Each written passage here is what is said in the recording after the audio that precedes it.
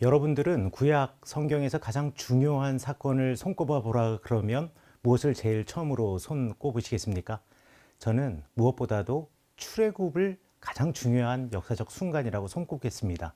물론 성경에는 창조의 이야기라든가 수많은 역사의 이야기들이 있지만 구약 성경에서 성문서 또는 예언서에서 과거의 역사를 회상하면서 가장 중요한 사건으로 많이 언급되는 이야기, 첫 번째는 출애굽입니다. 그만큼 이스라엘 역사에서 출애굽이 차지하는 그 비중이 대단히 크다라고 여러분 생각하시면 되겠는데요. 신기하게 이 출애굽이 그렇게 중요함에도 불구하고 도대체 출애굽이 언제 있었는가, 이 시기를 우리가 확실히 단언할 수가 없다라는 거. 이게 성경의 역사의 아이러니가 아닌가 싶습니다. 여러분들, 왜 이렇게 출애굽 사건이 중요함에도 불구하고 출애굽 사건의 역사에 대해서 여러 가지 학설이 있는가? 사실 인물과 시기에 대하여서 성경이 구체적으로 이야기하고 있다면 모든 문제가 해결이 됩니다. 예를 들어서 요셉을 알지 못하는 한 왕이 일어났습니다 라는 표현이 아니라 요셉을 알지 못하는 파라오 아무개 1세 내지는 아무개 2세의 때의 이름이다, 이런 식으로 되어 있으면 우리가 이집트 왕이 누군지 정확하게 알게 되니까 이집트의 역사와 비교를 해서 이때가 언제구나 라는 것을 이렇게 미루어서 추정할 수가 있는데, 성경에 보면 그렇게 구체적으로 표현하고 있지 않죠. 파라오 누구누구누구의 딸 누구누구누구가 모세를 아들로 양자 삼았다, 이렇게 성경에 기록되어 있으면 또 이것을 갖다가 우리가 연대를 측정해낼 수가 있는데, 성경은 그렇게 친절하지 않습니다. 두 번째로, 출애굽과 관련해서 성경 이외의 다른 이집트의 역사 기록에 이 출애굽과 관련된 내용이 존재하지 않는다라는 거죠. 그러니까 이게 어느 시대의 일인가에 대해서 우리가 알아낼 수가 없는 겁니다.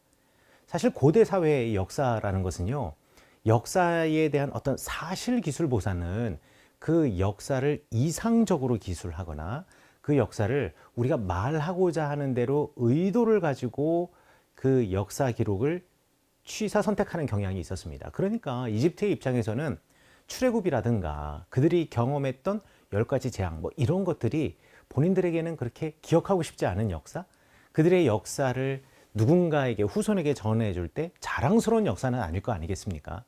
그러니까 이 역사의 기록들이 이집트에 빠져 있고 성경에만 기록되어 있으니 비교 분석해서 역사를 언제 시기로 추정하고 측정할 수 있느냐, 이것이 사실 쉬울 수가 없겠죠.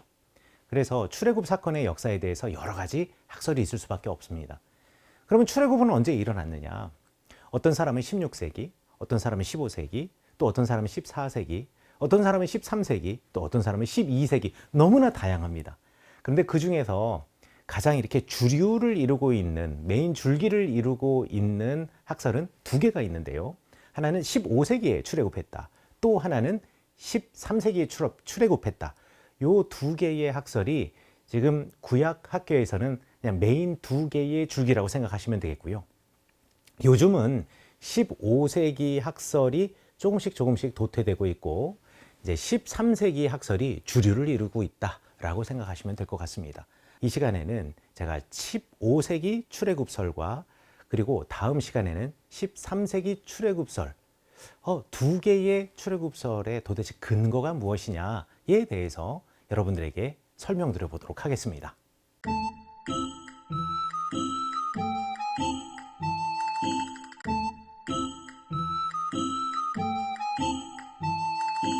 자, 그러면 15세기 우리 출애굽이라고 하는 학설의 첫 번째 증거는 무엇이냐? 열왕기상 6장 1절 성경의 말씀입니다.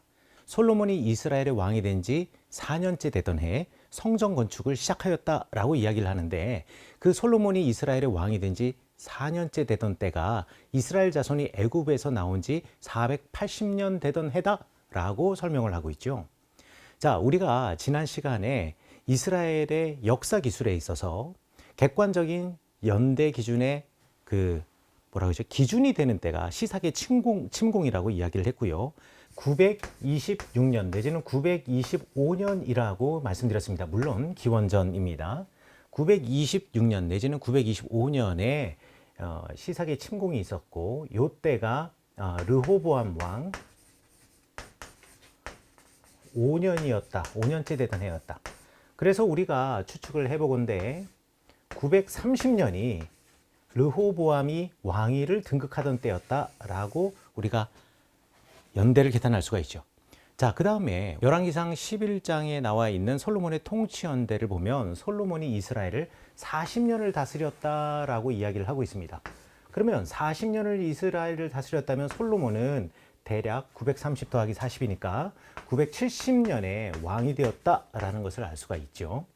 그러면 970년에 왕이 되었고 4년째 되던 해에 성전 건축을 하기 시작했다. 그러면 대략 966년이라고 우리가 볼 수가 있습니다.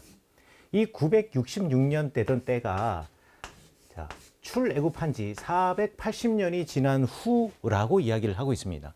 그럼 이 두 개를 우리가 더해보면 연대가 나올 수가 있겠죠. 그래서 두 개를 더해보니까 1446년, 기원전 1446년이 출애굽하던 때가 아니더냐라고 우리가 추정해 볼 수가 있습니다.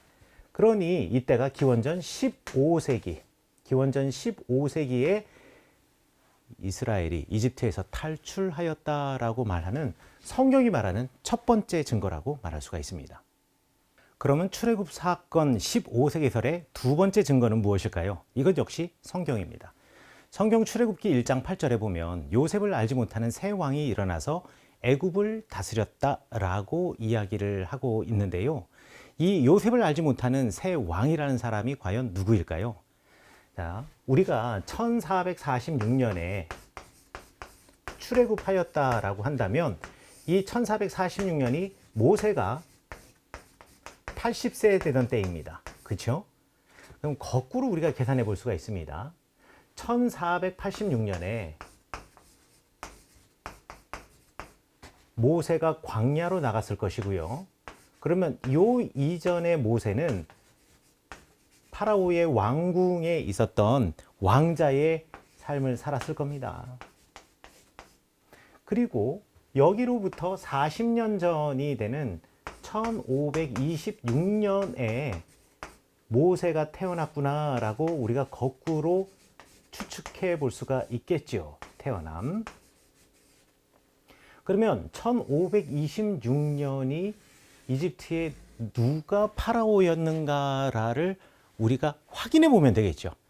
이 이집트의 1526년의 파라오는 아흐모세라고 하는 사람이었습니다. 아흐모세. 네.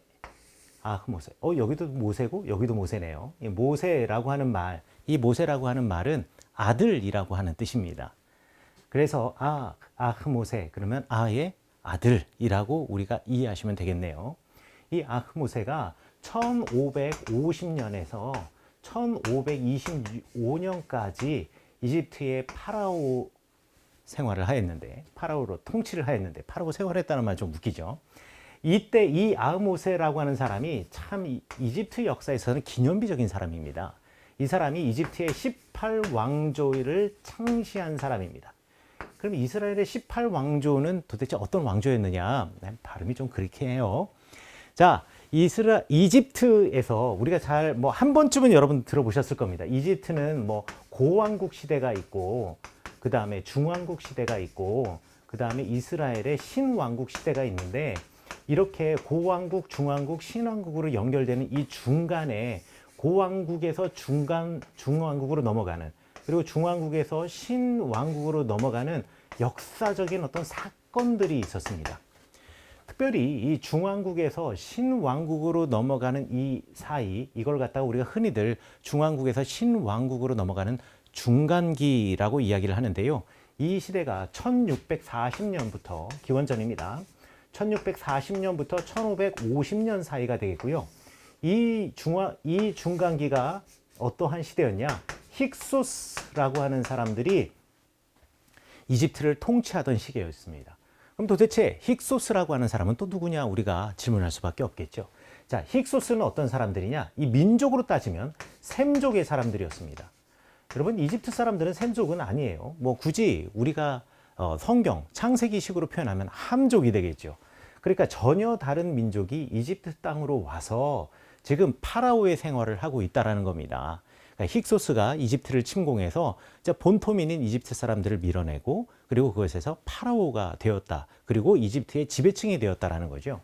그래서 이 힉소스는 그 인구로 따지면은 소수이고 그리고 이집트 원래 본토민들이 당연히 다수일 수밖에 없겠죠. 그러니까 힉소스 사람들의 입장에서는 효과적인 통치를 하기 위해서는 반드시 해야 할 정책이 있었습니다. 그게 뭐냐면 탕평책이죠. 여러분들 뭐 우리 영조시대 때 우리 국사를 배우면서 탕평책 관한 이야기를 한번 들어보셨을 텐데요. 탕평책이라는 게 뭐예요? 탕평책이라는 것은 그 사람의 신분이라든가 뭐 나이라든가 성별을 따지지 않고 능력만 되면 등용하는 제도가 탕평책 아니겠습니까? 여러분들 모세가 보디발의 집에 그야말로 하인이자 노예로 살았던 사람 아니겠어요? 뭐 노예라는 표현이 뭐 맞냐 아니냐 이런 거 좀 우리가 잠시 차치해 두고 나서라도 어찌되었던 거기서 종살이를 하던 사람이었고 또 감옥에 갇혔던 죄수였음에도 불구하고 이집트의 총리가 될 수 있었던 것 바로 힉소스 사람들의 탕평책 때문이었다. 게다가 이 요셉 이스라엘 민족들도 똑같은 셈족이거든요. 그러니까 힉소스의 입장에서는 야곱의 아들들도 셈족이었기 때문에 같은 민족으로서 또 같은 언어 어군을 사용하는 사람들의 동질성을 가지고 아마 이집트에서 요셉을 등용하지 않았을까 사람들이 추측해 보는 겁니다. 자, 그러면 이 힉소스의 통치가 끝나고 신왕국 1550년 아흐모세가 파라오로 다시 등극하면서 이집트의 본토 세력이 이제 이집트를 지배하는 시기가 되면 힉소스에 대해서 당연히 적대적일 수밖에 없었겠지요. 그러니 이 아흐모세는 요셉을 알지 못하고 그러니까 힉소스의 통치 아래에서 총리 생활을 하던 요셉과 그 집안에 대해서 호의적이지 않았을 겁니다. 그래서 출애굽 1장 8절에 나오는 요셉을 알지 못하는 새 왕이 일어나서 애굽을 다스리고 이 히브리 사람들, 야곱의 자손들을 핍박하는 것, 이것은 바로 중간기, 중왕국에서 신왕국으로 가는 중간기, 요 힉소스의 시대 때 총리를 했던 요셉이 신왕국으로 넘어오면서 이집트 본토민에 의해서 배척을 받고 그리고 압제를 당하던 역사적인 정황과 상황을 설명해 주고 있는 것이 아니냐. 그렇다고 한다면 모세의 탄생을 거꾸로 추정해 나아갔을 때 모세가 태어났을 때의 왕 아흐모세와 그 시대적인 배경이 너무나 잘 조화를 이룬다라는 거죠. 그래서 이 힉소스의 통치와 아흐모세의 등극 이것이 출애굽의 15세기 증거의 또 두 번째 증거다라고 우리가 말할 수가 있습니다. 네, 출애굽 15세기의 증거, 출애굽기 1장 8절에 나와 있는 요셉을 알지 못하는 새 왕 아흐모세와 이 아흐모세의 역사적인 배경을 가지고 제가 설명을 드린 이 설명에다가 여러분들에게 선물처럼 하나 여담을 하나 이렇게 투척해 드리자면 어디 가서 아는 척할 때 되게 좋습니다. 뭐 이집트의 아흐모세 이후로 파라오들이 등극해서 무슨 1세 무슨 2세 하면서 이름이 붙여졌겠죠.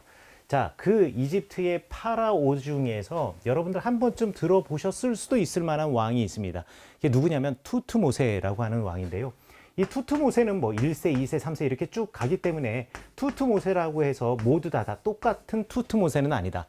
그런데 제가 이제 여러분에게 말씀드리고자 하는 투트모세는 투트모세 2세입니다. 투트모세 2세는 1492년부터 1476년까지 이집트를 다스렸던 파라오인데요. 이 투트모세 2세는 자기 누이와 결혼을 했습니다. 결혼한 누이가 누구냐? 하셉수트라고 하는 여인이에요. 그런데 이 하셉수트라고 하는 이 여인, 그러니까 왕의 아내니까 이제 왕비라고 하죠. 뭐 하셉수트 왕비가 대단히 그 시대에서 파워가 있고 힘이 있는 사람이었습니다. 그리고 이게 여장부와 같은 사람이었어요. 투트모세 2세와 하셉수트 사이에서 아들이 태어나는데 그 아들이 누구냐? 투트모세 3세입니다. 자, 그런데 투트모세 3세가 왕이 될 때, 그러니까 투트모세 2세가 죽을 때가 투트모세 3세가 7살 때 왕이 되었어요. 그러니까 7살 때 왕이 되었으니 뭐 어떻게 통치를 할 수 있겠습니까? 그래서 7살 때 왕이 된 이 투투모세를 대신하여서 핫셉수트가 섭정을 하게 됩니다. 그래서 1479년부터 76년이라고 했죠. 1476년부터 핫셉수트가 이제 섭정을 하게 되는데요. 자, 1476년에는 사실 본격적으로 섭정을 했다라고 말할 수가 있겠지만 이집트 역사를 또 공부하는 사람들은 요 투투모세 2세가 죽기 한 3년 전부터 그리고 벌써 이미 투투모세 3세로 왕권이 넘어가기 전부터 실질적으로 핫셉수트가 이집트의 통치자의 역할을 했다라고 말하는 사람들도 있습니다. 뭐 그렇게 따진다면 핫셉수트는 1479년부터 이집트를 통치한 실질적인 여자 파라오였다라고 말해도 과언이 아니다라고 이야기를 할 수가 있죠. 그래서 언제까지 했냐? 1458년까지 실질적으로 핫셉수트가 섭정을 했다라는 겁니다. 그러니 이 핫셉수트의 왕권이 그리고 이 권력이 하늘을 찌르겠죠. 자, 이 상황을 보고 성경을 또 이해하는 사람들은 모세가 이제 이집트의 왕궁에 들어가서 왕자가 되는데 이 이집트의 공주가 모세가 히브리 사람, 그러니까 파라오가 다 죽이라고 했던 히브리 노예의 아들이라는 것을, 그 자손이라는 것을 알면서도 이 종살이 하던 히브리 노예들의, 노예라는 표현을 싫어하는 사람들도 있기 때문에 제가 노예라는 말을 자꾸 사용하기는 합니다만 죄송한 말이 있어요. 어찌되었던 이 야곱의 자손들, 이 셈족, 힉소스와 연결되어 있는 이 사람들을 다 죽이라는 명령에도 불구하고 아니 파라오의 공주가 그 아기를 양자로 삼을 수 있었던 것, 이거 합세수트가 어마어마한 왕권, 힘을 가지고 권력을 가지고 있었기 때문에 가능했던 것이 아니었겠는가라고 사람들이 또 추측을 합니다. 자, 그 다음에 또 하나 요 시대를 갖다가 재밌게 설명할 수 있는 이야기가 있는데요. 이 투투모세 3세가 죽은 다음에 아멘호텝 2세가 왕이 됩니다. 아멘호텝 2세요. 자, 아멘호텝 2세가 왕이 되는데 그 뒤로 왕이 되었던 투투모세 4세의 시대에 만들어진 스핑크스 석비 또는 꿈의 석비라고 하는 것이 있습니다. 여러분 나중에 인터넷에서 한번 찾아보세요. 인터넷에서 가장 일반적으로 많이 사람들이 사용하는 말은 드림스텔레, 꿈의 석비라고 하는 말을 가장 많이 쓰는데요. 이 꿈의 석비에 보면 투투모세 3세의 시대 때에 이집트 땅에 재앙이 있어서 이 투투모세 3세의 장자는 죽고 장자가 아닌 아멘호텝 2세가 파라오에 등극하였다라는 것을 추정해 볼 수 있는 글들이 기록이 되어 있습니다. 아, 이것을 발견하고 난 다음에 야, 이거 봐라. 여기 드림스텔레에 보면, 꿈의 석비에 보면 투투모세 3세의 장자가 아들이 된 것이 아니라 재앙으로 장자는 죽고 아멘호텝 2세가 파라오가 되었으니 이것도 성경에 나와 있는 10가지 재앙에서 파라오가 아들을 잃고 그 다음에 슬퍼하는 모습과 똑같지 않느냐라고 사람들이 이야기를 하는 거죠. 자, 핫셉수트가 모세를 양자로 드리고, 그러니까 투투모세와 모세는 배다른 형제가 되겠죠. 그리고 모세와 투투모세가 서로 대결을 하고 투투모세가 10번째 재앙에서 아들을 잃어버리고 장자를 잃어버리고 그래서 장자가 아닌 아멘호텝 2세가 왕이 된 것이 아니었던가? 이것도 역시 우리 출애굽 1장 요셉을 알지 못하는 새 왕이 일어나 애굽을 다스리는 아모세 이래로 파라오의 왕조의 역사를 보았을 때 성경과 잘 맞아떨어지지 않는가라고 말하는 사람들도 있다. 자, 요것은 15세기 출애굽설, 출애굽기 1장 8절의 이야기에 덧붙여서 여러분들에게 여담처럼 어디 가서 아는 척 하시라고 알려드리는 이야기다. 참고적으로 이런 재미있는 이야기가 있다는 것 알아드리려고 제가 재미 하나 투척해드렸습니다. 자, 마지막으로 15세기 출애굽설의 세 번째 증거는 무엇이냐? 아마르나 서신이라고 하는 겁니다. 아마르나 서신요.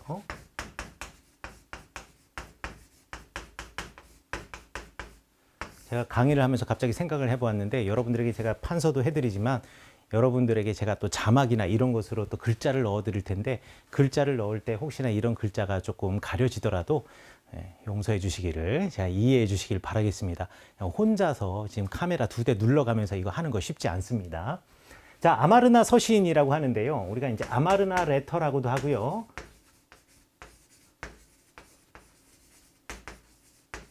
꼭 여기 공부하시는 분들 보면은 또 지적인 어떤 욕구가 있어서 또 자료들 찾아보시려고 노력하시는 분들도 분명히 있을 텐데, 인터넷에서 검색하실 때 아마르나 레터스 또는 엘 아마르나 라고 검색해 보시면 이 아마르나 서신에 대해서 잘 나와 있습니다. 이 아마르나 서신이라고 하는 것은 무엇이냐? 아메노텝 4세와 아케나텐의 시대, 그때가 1353년에서 1336년, 1353년에서 1336년인데요. 요 시대 때에 여러분들 여기 이스라엘이고요. 그 다음에 이쪽이 이제 이집트가 있거든요. 자, 이집트가 여기 제국이 있으면 이 이집트 제국에서 이 가나안 지역에 있는 이쪽 위쪽 레반트 지역이라고 하고 있는데, 여기가 이제 지중해 바다인데, 지중해 바다에 있다 있는 이 땅들이 실질적으로 이집트의 실효 지배 아래에 있었습니다. 이 이집트의 실효 지배 아래에 있었던 이쪽 땅들의 이집트의 행정관들이 이제 파견이 되어 있는데, 요 시기에 이집트 행정관들이 이집트의 파라오에게 이 지역의 상황을 알려주는 공문서였다라고 여러분들 생각하시면 될 것 같아요. 자, 그런데 이 사람들이 모두 다 하는 내용들이 뭐냐? 아니, 물론 모두 다는 아니지만 대부분의 많은 내용이 뭐냐면, 여기서 진짜 통치하기 너무 힘들어요. 누가 공격하고요. 또 이런 일이 있었는데 이 사람은 벌 줘야 될 것 같고요. 이 사람들은 또 이런 일이 있었고 여기서 이런 일들이 있어서, 이런 모든 자질구레한 일들을 갖다가 전부 다 이 아마르나 서신이라고 불려지는 이 토판에다가 쐐기 문자 아카드어로 기록해가지고 이 이집트의 파라오에게 보고하는데, 그 중에서 아피루 내지는 하비루라고 하는 종족들이 등장합니다. 아피루 또는 하비루라고 부르는 사람들인데요. 마치 이 아피루, 하비루라고 하는 요 발음이 히브리 사람이라고 할 때 히브리라고 하는 말과 대단히 그 발음이 유사하지요. 자, 그런데 이 아피루들 그리고 또는 하비루들이 등장을 해서, 우리 지금 성을 공격하고 있어요. 성을 둘러싸고 있어요. 그리고 이미 저 성은 넘어갔어요. 이러한 많은 편지의 내용들이 발견이 된 거예요. 그리고 거기서 편지를 보낸 사람들이 뭐 예루살렘의 왕이라든가 시돈의 왕이라든가, 그 다음에 주변에 있는 도시들 보면 성경이 나와 있는 무기또라고 하는 도시라든가, 내지는 게셀이라고 하는 도시라든가, 이런 성경이 나와 있는 도시들과 그 도시들을 관리하고 있는 행정관 또는 파견되어 있는 왕들이, 야, 지금 하비루들이 공격합니다. 우리 도와주십시오. 군사 보내주어야 됩니다. 저 성은 이미 함락되었습니다. 이런 편지들을 보낸 것이 발견이 되었는데, 그때 등장했던 이 아피루들이 히브리 사람들이 아니었겠느냐. 그리고 이 시대는 과연 그러면 어떤 시대였느냐. 여러분들, 제가 다시 한번 또 말씀드립니다. 1446년에 이제 여러분들 거의 이제 외울 지경이죠. 1446년에 이제 출애굽을 했다고 칩시다. 그러면 1446년에 출애굽을 했으니까 광야 40년을 맴돌았죠. 그러면 1406년에 드디어 가나안에 입성을 합니다. 가나안에 입성을 해요. 가나안에 입성을 할 때가 시기적으로 어떤 시기였느냐. 여호수아가 이제 지도력을 가지고 여호수아 나이 80세에 드디어 가나안 땅에 들어가게 됩니다. 우리 여호수아서 지금 갑자기 기억이 안 나는데 14장인가요? 여호수아가 뭐라고 이야기하냐면 이 이스라엘 백성들에게, 야, 내가 가데스 바네아에서 정탐을 할 때가 40세였다라고 이야기를 해요. 그러면 여호수아가 40세에 가나안 땅을 정탐하고 가데스 바네아에서 그때부터 해서 40년 광야 생활을 했으니까 여호수아가 80세 때에 가나안 땅에 들어왔다라고 우리가 추정해 볼 수가 있죠. 그리고 여호수아가 몇 살에 죽었느냐? 110세에 죽었습니다. 그러면 가나안 땅에서 30년 동안 여호수아의 정복 전쟁이 있었다라는 것을 우리가 미루어 짐작해 볼 수가 있죠. 1376년까지가 여호수아가 정복 전쟁을 하던 시기가 되겠고요. 그리고 1376년 이후로는 사사들의 시대가 시작이 됩니다. 그러니까 1353년에서 1336년 요 사이는 언제냐? 바로 사사들의 시대였고, 여러분들이 아시다시피 사사기의 이야기는 끝나지 않은 정복 전쟁의 이야기입니다.